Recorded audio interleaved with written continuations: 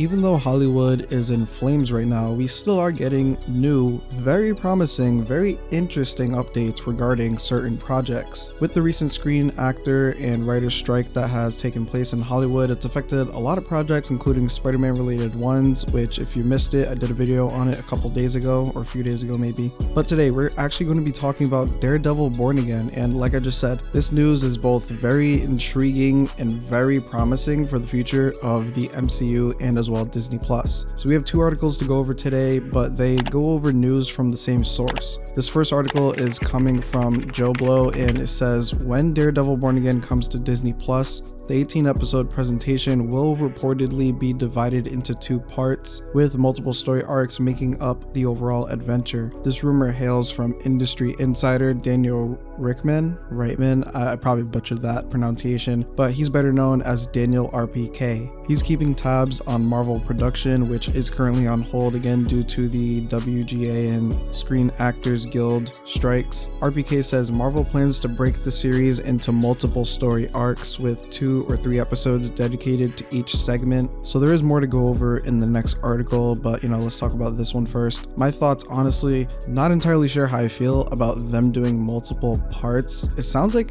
well, actually no, it kind of sounds like essentially like the first 9 episodes will come out weekly, and then there'll be like a break of some sort. Who knows how long that'll be than the other 9 episodes. But it also could kind of sound like they're doing 2 or 3 episodes break, 2 or 3 episodes break, 2 or 3 episodes break, etc. That I would not like. I would much rather 9 episodes, maybe a couple week break, and then the other 9 episodes. Because I guess that's how sometimes real TV shows do. Like I remember The Flash took a 2-week break sometimes, but I still hated that shit. But I'd much rather 9 episodes, 2-week break, other 9 episodes. Overall, as long as the characters are all written good and the action is good, that's all I care about, to be honest. And they give him the double D chest. Other than that, I don't really care too much what they do. But now with that, let's move on to the more exciting, promising half of the news. A lot of people have been skeptical of Marvel apparently going more mature or R-rated or TV MA, and a lot of people have been reporting and scooping for a while that they will be moving the tone to a more mature one. And today's news is pretty much going to be sounds like it, at least it's going to be the beginning of that, I would say, for sure, at least. So now real quick, before we fully get into this, I do want you guys to know I love Daredevil, but I do not know many things about him.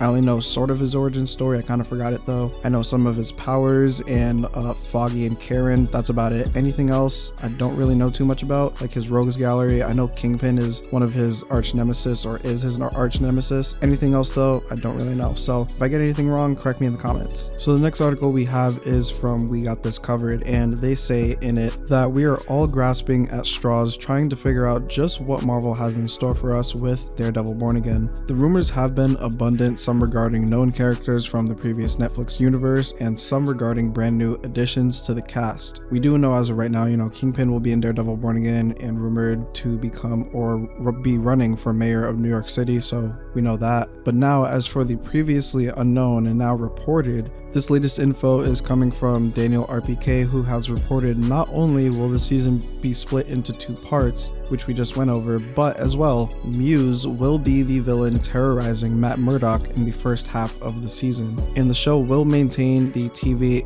MA rating the Netflix series had. So there's a lot to unpack here actually. We're gonna go over who is Muse, what is he about, what are his abilities, his short history in the comics, and what does this mean for the future of Marvel and as well Disney Plus.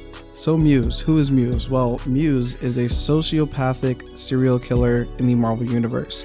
He is a highly disturbed murderer who believes that he gives purpose and meaning to his victims by using their blood and body parts to create art. So that's kind of him in a nutshell, but let's go over his powers and a little bit of his comic history.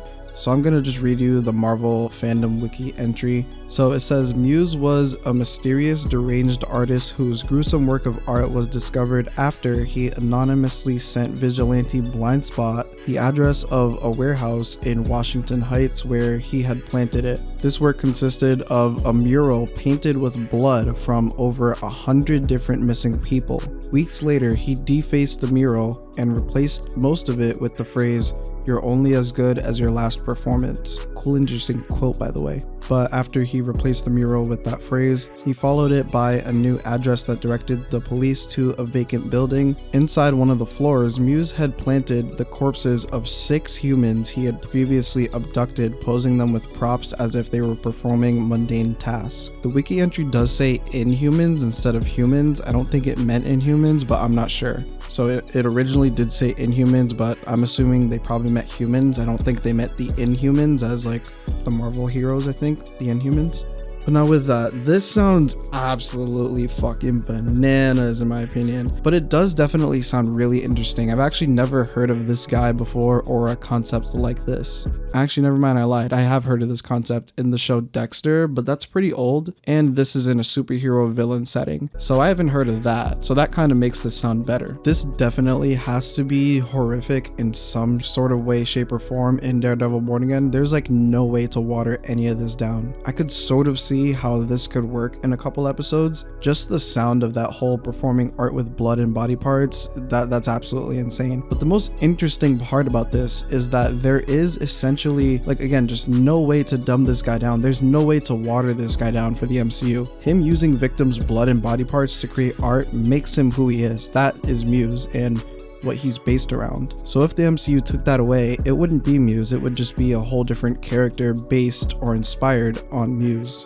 So like I've said throughout this video, I think this is very promising for the future of the MCU and the future of multiple different characters in the MCU, like Wolverine, Deadpool, Hulk, maybe even, who else, Venom, when that does happen, Blade, etc. Even the Punisher, and especially for John Bernthal's Punisher when that show does happen, hopefully, because I think it was rumored or confirmed in development. I don't remember or recall, so take that with a grain of salt. But it has been confirmed he will be in Daredevil Born Again. But again, like, I don't recall if they're giving him his own show again. But if they do, then this will be perfect for that. And again, hopefully, like, if they do make him his own show again, hopefully it'll be just as violent, or if not, a little bit more than the original Punisher show. But back to this. I feel like this will be the beginning of R-rated or TVMA or more blood, gory fight scenes in the MCU. And this is a good thing, as long as they do it sparingly and they don't overdo it, because otherwise if they do overdo it, you know, obviously, like, we're gonna get sick of it. So essentially just save it for when it's needed. In general, I don't like violence for violence sake when it comes to superheroes specifically. I will say I am a thrasher slasher guy, so I like slasher films like, you know, Friday the 13th, Nightmare on Elm Street, Halloween, things of that nature. But I like violence with superheroes only when it's needed for specific characters and it's done well. With that, Muse, this guy sounds like a character that needs this, so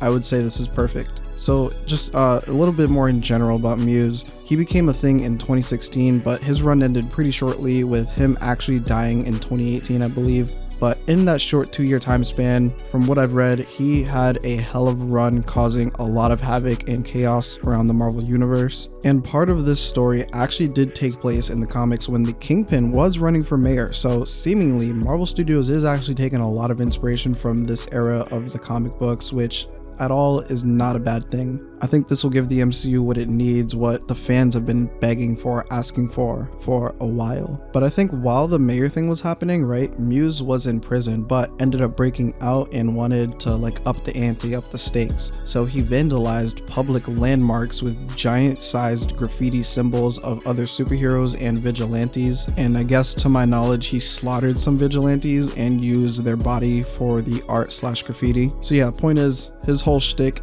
he kills people, makes art of their body and blood. Pretty crazy shit. No clue what we will see on Disney Plus, but again, there's no way to water this down, so I think we should definitely get ready for some serious shit when Daredevil Born Again does end up releasing. Before we go over his powers, let's go over his design in the comics.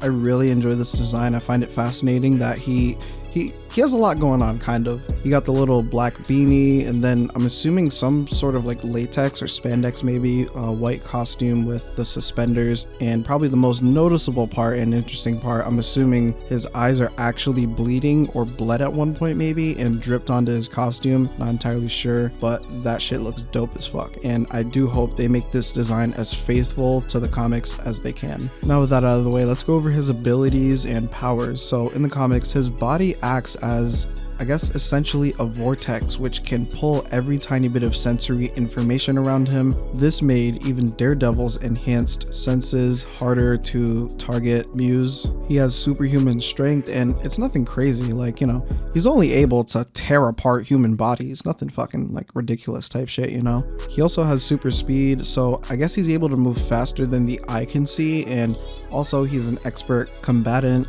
So I don't think he should have superhuman speed if he is in Daredevil Born Again. I think that could be too much for Daredevil. What do you think about the superhuman speed part? Comment down below. I feel like super speed is unnecessary. The first one with the pulling in sensory information, I think that's completely fine and can work to rival Daredevil in his senses. The superhuman strength, I think that can work, but it needs to be used sparingly, like only with regular human victims. And, you know, like maybe they could establish that, you know, like he could tear Daredevil in half, like if he really wanted to, but he likes to play with Daredevil, so he'd rather not, or something to combat the, oh, well, if he can tear humans in half, why doesn't he tear Daredevil in half audience? So yeah, with that, I don't think he needs to be the Flash or Quicksilver and Superman or the Hulk at the same time, but I think he can have some form of super strength, just nothing ridiculous. Make it kind of situational, sort of, like just don't use it too often, but make him good at fighting, enough to match Daredevil, and I think this guy has a lot of potential.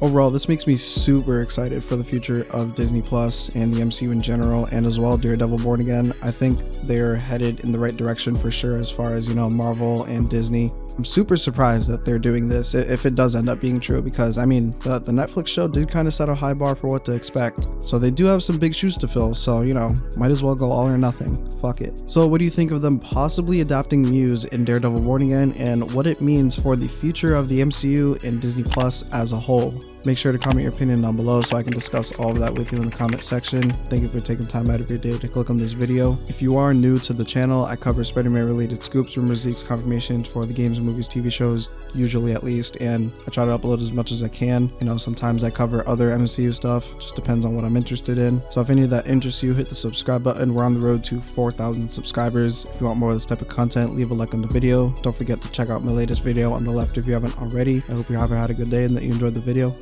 Until next time.